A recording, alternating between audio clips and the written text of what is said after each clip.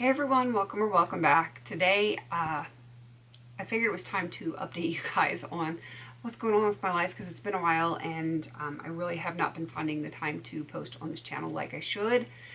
And today was a delayed infusion day. We'll get into that in a second.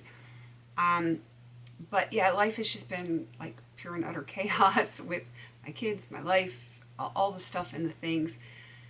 So yeah, I figured today would be a good day to catch up on all sorts of things. First and foremost, I don't know that I have mentioned this on this channel in the past, but just over 3 years ago, I did have kind of an emergency hysterectomy. And I had my right ovary removed because I had a cyst on it that was like the size of a watermelon. It was kind of an emergency situation. It was not fun. I was good for a while because I still have my left ovary, but I think my ovary has tapped out, and it is not doing what it's supposed to do anymore. So all the times that you guys have seen me where my hands haven't been working properly and my shoulder issues, I mean, some of that was the car accident and still continues to bother me. But a lot of like those kind of issues, we were thinking might have been a hormonal issue. So I've actually started HRT, which I didn't think I was ever going to have to do that. And like, I don't know if my body has gone through the change. Like, I didn't know because I didn't have the body parts, like the inner workings to tell me whether or not I was going through the change. But I did have blood work done quite a few times, as a matter of fact. And my hormone levels were really like rock bottom. So I started on an estrogen patch and I take progesterone. Best sleep of my life. I still don't get enough sleep, but the sleep that I do get, I sleep like a rock, which I've never in my entire life slept like that. So I will take it. But yeah, the estrogen, I've had to do multiple increases and it has helped. I can still like move my hands. It's not as much pain. Apparently I was getting this, I guess it's called musculoskeletal syndrome of menopause. Mine was a medical menopause, but still. Yeah, I'd never heard of that before, but apparently it's a thing where like estrogen really works on like your ligaments and your joints and your muscles and stuff like that. And when your estrogen plummets, then you have like a lot of stiffness and pain, and that's exactly what I was having. I still have some. We're thinking there might be some other things going on, and I am scheduled to see, like virtually, unfortunately, a neurologist in October. They're really hard to get into. Really hard, because I think I've mentioned it before. My rheumatologist thinks I have some sort of dysautonomia, I think that's how you call it, like dysregulation of my autonomic nervous system. And it's really hard to find a doctor that is willing to do tests and stuff like that. So I'm hoping with my October telehealth visit that I can get some tests and hopefully get some answers, because that would be kind of cool. I display a lot of the symptoms of a dysregulated autonomic nervous system, like a whole lot of the symptoms, and it will be nice to get some answers. Not that there's any cures for those things. You can treat some of the symptoms, but I think just knowing and being able to figure out things to avoid or certain things that I should do that might help with some of those symptoms, I think just having those answers will be a very good thing. All right, now that leads me to today. Today was an infusion day, hence the, like, I don't know what, it's not regular tape. It only sticks to itself. It doesn't actually stick to me because I have an adhesive allergy, which, let me tell you, the estrogen patch is fun when you have an adhesive allergy. But, you know, girls got to do what a girl's got to do. So anyway, I was supposed to actually have my infusion last week, like 1 week ago, and insurance was being a pain in my posterior, and they were not approving my Remicade infusions. They wanted to mix up the medicine, I guess because it was cheaper for them, and there's like a whole big thing. My rheumatologist's office actually fought for me with the insurance, and they approved one more one more round of the Remicade, but they didn't do it in time for my schedule last week, so they had to do it this week. So I was already a week behind. So instead of doing it on the 8th week, I was doing it on the 9th week.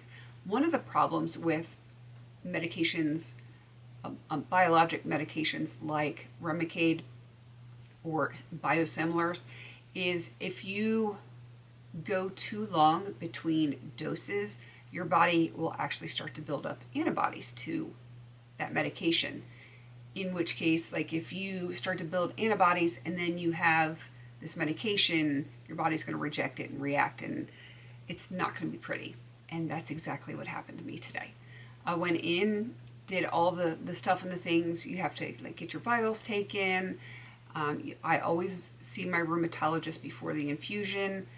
We go over all the stuff and the things. Everything was going fine. My daughter was with me today, and got in the infusion chair. They put the little, it's kind of like a butterfly needle. I don't know what they're officially called, but it's what they always use for my IVs. And they were doing like the blood draws, like vial after vial after vial of blood draws. And then while they prepped my, I guess it's like a saline, and then they put the medication in to like the saline bag. And I was on the IV with all of the medication for approximately 3 minutes. And I started feeling just wrong. And I will say that I'm having some brain fog and struggles today because they ended up having to give me Benadryl while I was there. They wouldn't even let me leave because just the reaction I had. So I'm a little off today. But so like about 3 minutes in, I was starting to feel bad. My chest was starting to feel really tight, just like from here up, and I could feel it up into my neck. It kind of felt like if an asthma attack and anaphylaxis had a baby. It was kind of scary. And after that, I thought I was just like maybe having a panic attack, because I've had those before, but just I wasn't feeling anxious. But the way your chest tightens when you have a panic attack, that's what it felt like. And then I noticed that my nose was starting to get stuffy. And I'm like, this isn't good. This isn't good at all. So I called out to the nurse. She was only, like maybe 10 or 15 feet away from me. And I said, hey, I'm not feeling right over here. And I've been on these infusions for over a year, and I've never had a problem. And she's like, what are you feeling? And I started to explain the symptoms.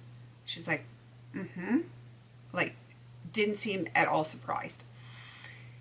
And while I was talking to her, like, I started to like put my hand over my mouth. I started to feel so nauseous.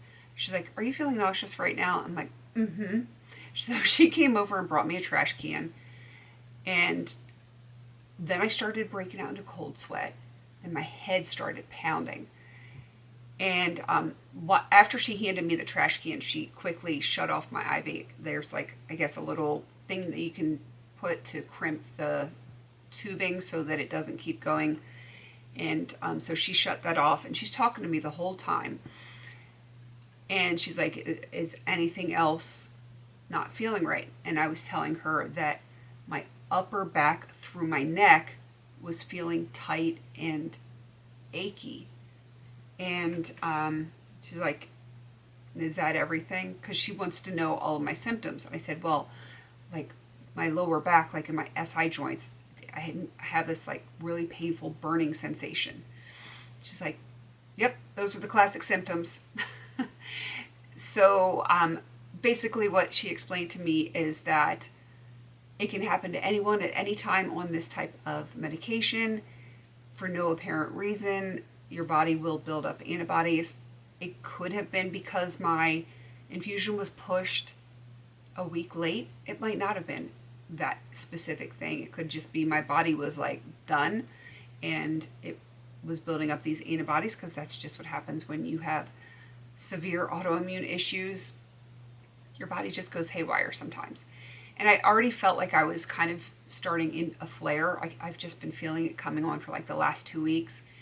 And so I'm sitting there, and she said usually within 20 to 30 minutes after stopping the infusion, things start to clear up. So she's talking to me the whole time. Sometimes she'll have to go help one of the other people in the infusion center, and she's just keeping up little chatter to kind of distract me and to make sure I'm okay. And I did notice after a while that my chest wasn't as tight. It was still tight, but not as tight. And little by little, some of those symptoms would kind of ease off. They didn't completely go away, but they would ease off. So, like I was explaining to her every time I felt like a little change in how I felt. And she's like nodding, like she was expecting everything that I was telling her. And so I'm talking to her, and I like start scratching my leg. And I have had chronic hives in the past. It's been many years since I've had them. But I started scratching my legs, and I noticed that feeling of like I used to get when I would start to break out in hives. And I'm talking to her, and I'm like scratching my thigh, and I'm like, I think I have hives on my leg because my leg's itching. I said, it's only one leg, but can I go use the bathroom? Like, can you unhook me and go use the bathroom? I just want to see if it's hives. Well, apparently hives are also not uncommon, and the hives are the deciding factor of whether you can or cannot resume your infusion. And they were originally going to let my symptoms subside and then start the infusion back up at a slower rate, and usually the body can adjust to that. But the moment I said that I think I have hives, and she had me go verify, because I wasn't dropping trowel right there in the infusion center because it's open to everyone.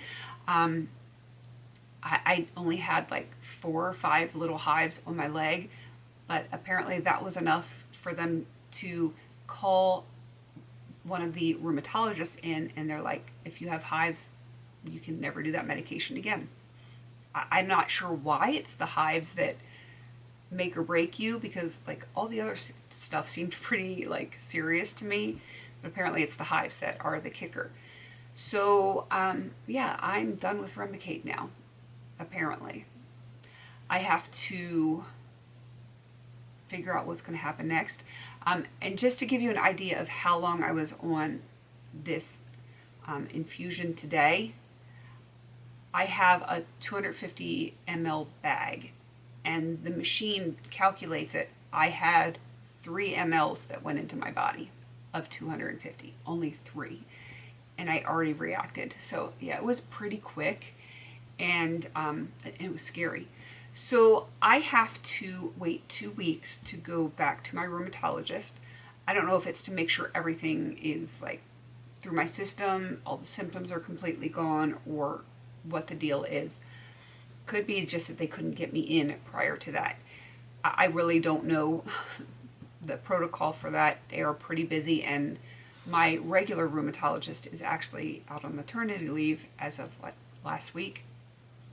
So I'm seeing the 2 other rheumatologists at the practice. I've seen them before, but so it could be just that they're that busy.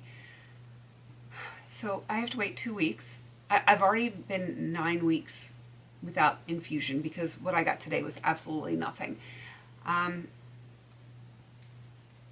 starting to have problems already. I noticed even last week I was starting to hurt. My spine was starting to hurt. My neck was starting to hurt. And now I have to wait 2 more weeks, which would put me, at 11 weeks, just to see the doctor and come up with a course of action. And then I will have to schedule whatever it is that they're going to do, whether it's a different infused medicine, if they put me on some kind of oral medication or a shot or whatever. I don't know what they're going to do.